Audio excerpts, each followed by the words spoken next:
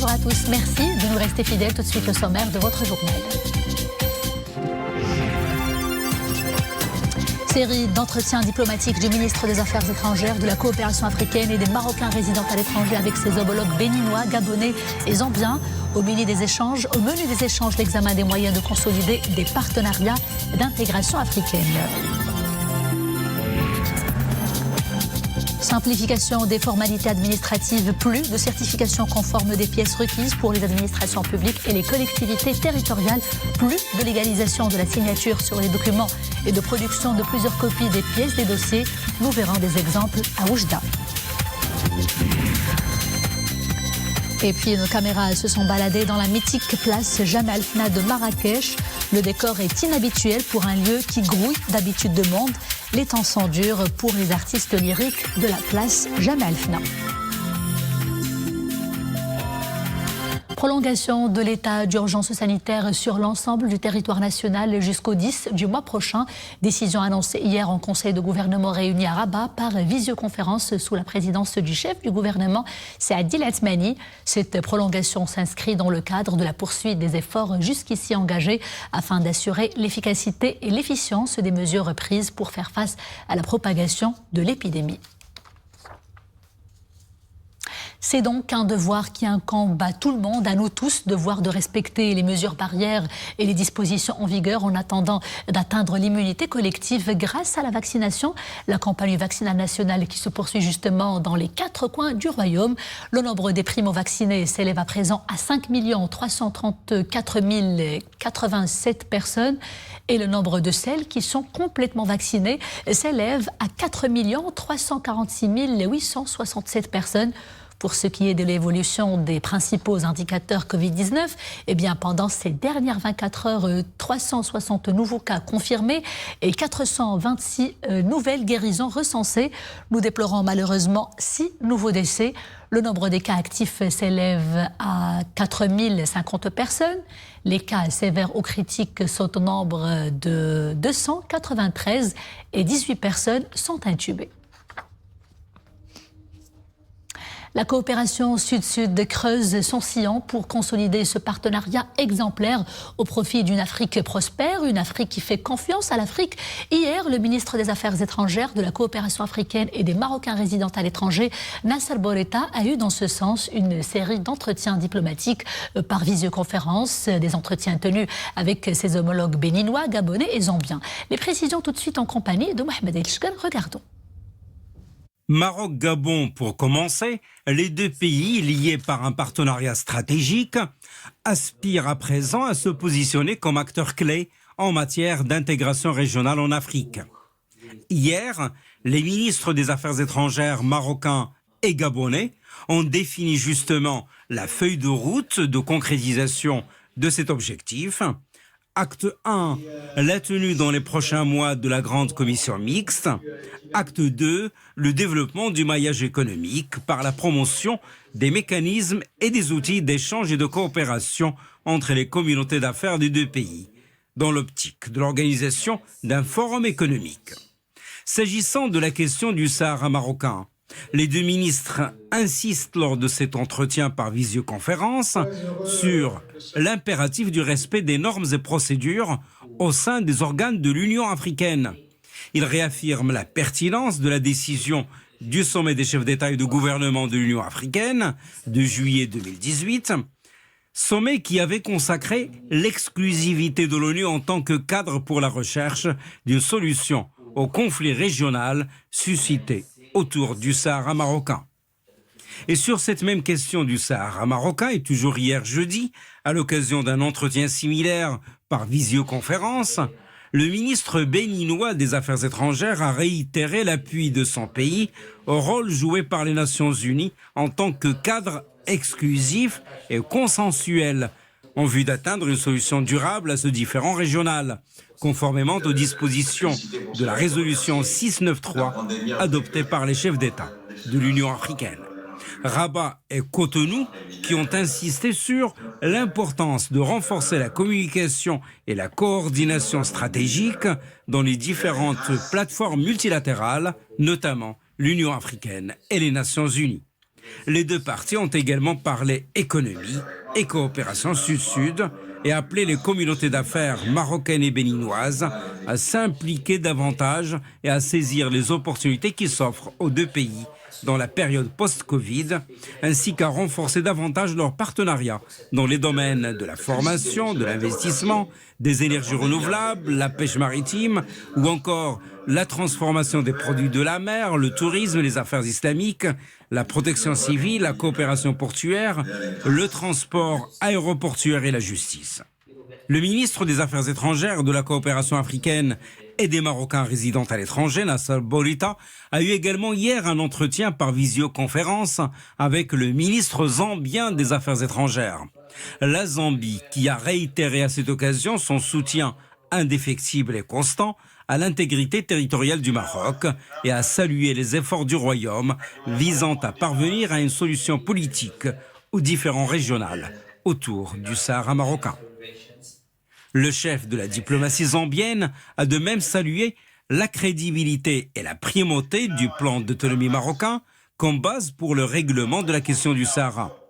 Il a réitéré le plein soutien de son pays au rôle joué par les Nations Unies en tant que cadre exclusif et consensuel en vue de parvenir à une solution à ce différend régional.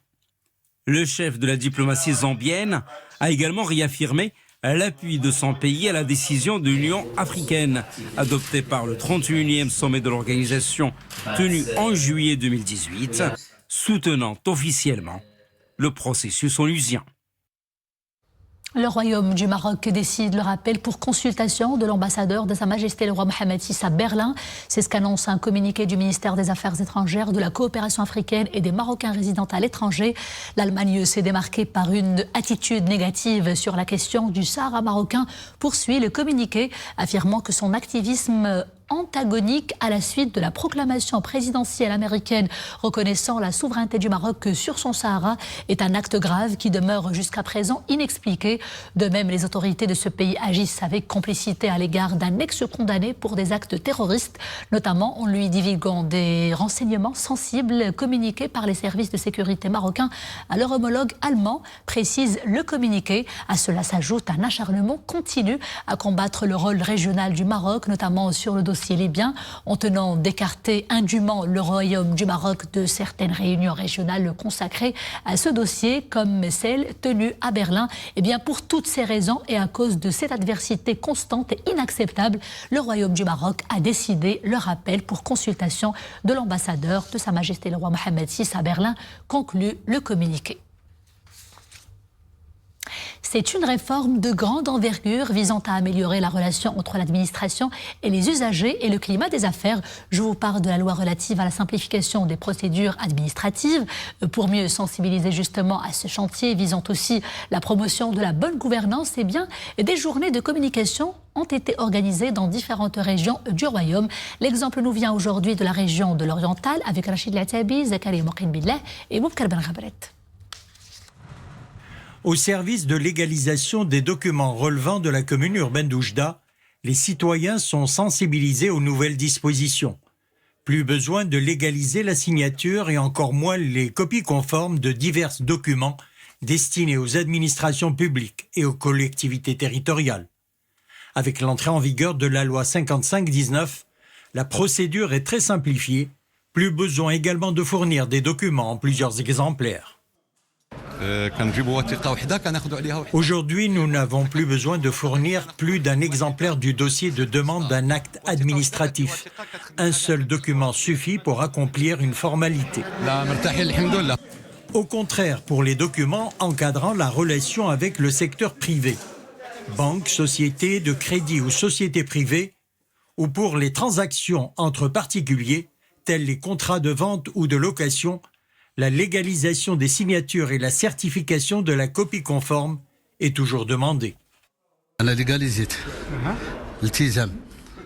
J'ai légalisé un document d'engagement pour m'abonner au réseau d'électricité et d'eau potable. Le service est fluide. Nous répondons aux requêtes des citoyens concernant les nouvelles dispositions de la loi 55-19. Nous leur indiquons les documents qui sont toujours exigés et ceux qui ont été supprimés. Concernant la légalisation de la signature, un seul exemplaire est exigé. Au siège de la wilaya de l'Oriental à Oujda, une journée de communication et de sensibilisation est justement organisée pour expliquer les nouvelles dispositions du texte juridique, ses principes et ses objectifs en matière de simplification des procédures et formalités administratives. Au plan national, depuis 6 mois, quelques 700 procédures ont été simplifiées par la Commission nationale chargée de la simplification des procédures et arrêtés administratifs. 146 décisions concernant les communes dans le domaine de l'urbanisme, les impôts, les titres de propriété et d'autres domaines. Plusieurs documents ont été supprimés pour améliorer les services rendus aux citoyens. Cette réforme se traduit aussi par la mise en place de plateformes numériques permettant de faciliter les démarches et formalités administratives et assurer un meilleur suivi des demandes des usagers, notamment watiqa.ma, rojas.ma et shikaya.ma, ainsi que le portail national des procédures et formalités administratives, idarati.ma. Focus à présent sur le programme Al-Husseima Manarat al-Mutawassit, phare de la Méditerranée, un programme ambitieux qui touche à plusieurs secteurs vitaux, dont la santé et l'éducation. Les travaux avancent en tout cas à un rythme très soutenu. Ils ont d'ailleurs atteint un taux global de réalisation de 96%. Les précisions dans ce reportage de Yassine Morafiq, Abdelmjid Hallaoui, Mounia Marouche, avec un commentaire de Nisri El-Hamdaoui. Depuis 2015, Al-Husseima est un chantier à ciel ouvert. Elle se métamorphose avec la construction de grandes infrastructures. 1000 projets phares qui contribueront au développement économique et social de toute la province. C'est une bonne initiative. Ces projets seront bénéfiques pour nous, habitants d'Al-Husseima, et pour nos jeunes. Des projets qui vont améliorer notre cadre de vie.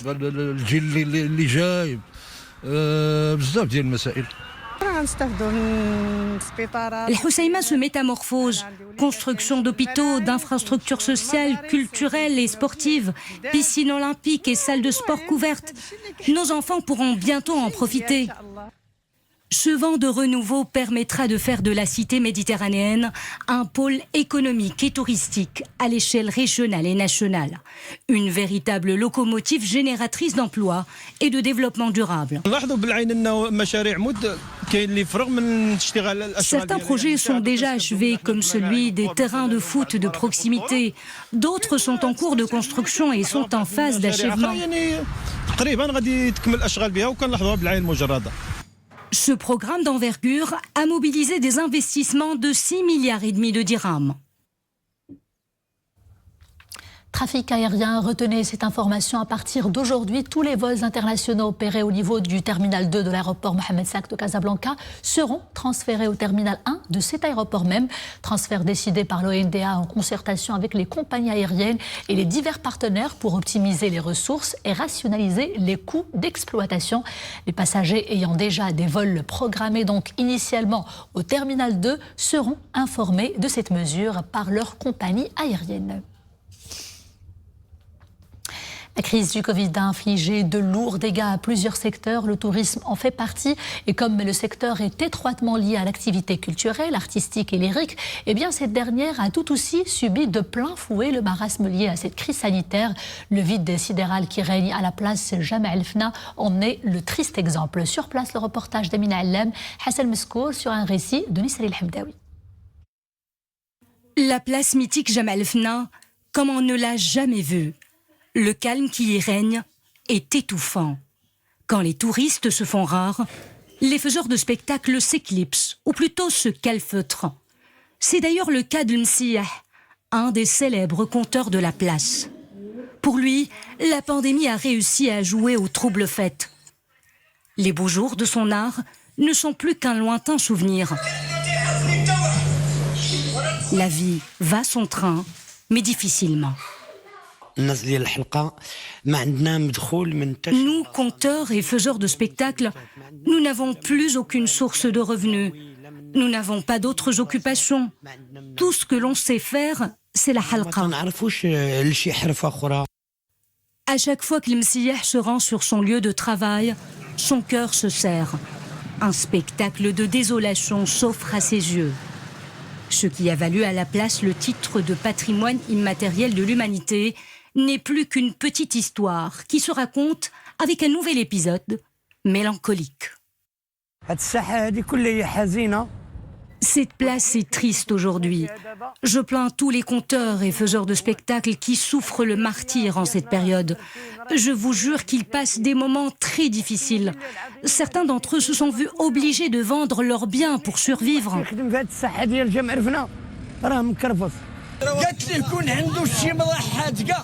Et malgré tout, nos créateurs de spectacles continuent d'investir la place Jamal Fna.